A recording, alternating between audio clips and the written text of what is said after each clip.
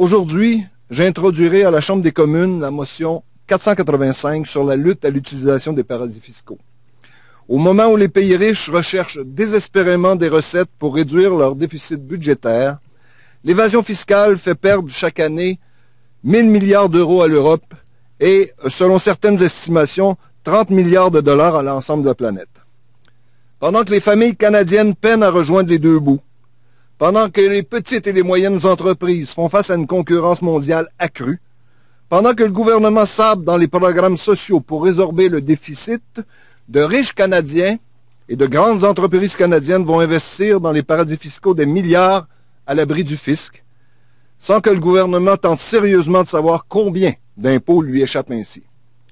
Selon certaines estimations, le fisc canadien perdrait entre 5,3 et 7,8 milliards de dollars par année à cause de l'évasion fiscale.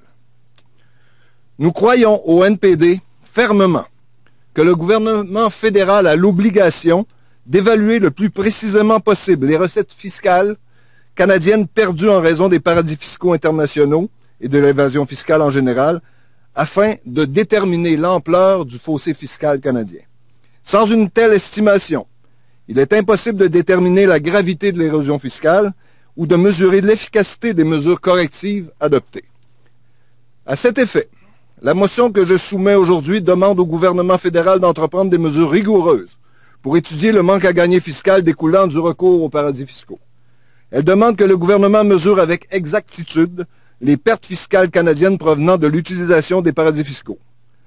Dans le but d'obtenir des chiffres fiables sur le manque à gagner fiscal, la motion demande aussi que l'Agence du revenu fournisse au directeur parlementaire du budget les renseignements qui lui permettront de produire une estimation. Ma motion demande également que le vérificateur général ou le directeur parlementaire du budget produise une estimation des recettes qui seraient tirées de l'affectation de ressources supplémentaires à l'Agence de revenus du Canada dans le domaine de l'évasion fiscale. Selon une étude de l'OCDE, l'affectation de ressources supplémentaires dans ce domaine est extraordinairement rentable. En effet, au Royaume-Uni, un investissement de 4 millions de livres contre la lutte à l'évasion fiscale a permis de récupérer 7 milliards de livres. Finalement, la motion demande que le vérificateur général évalue régulièrement le rendement de l'Agence du revenu du Canada dans les poursuites qu'elle a engagées pour les fraudes fiscales. Je laisserai maintenant la parole à mon collègue Murray Rankin, tout en vous informant que je serai disponible pour répondre à vos questions après son intervention. Merci beaucoup.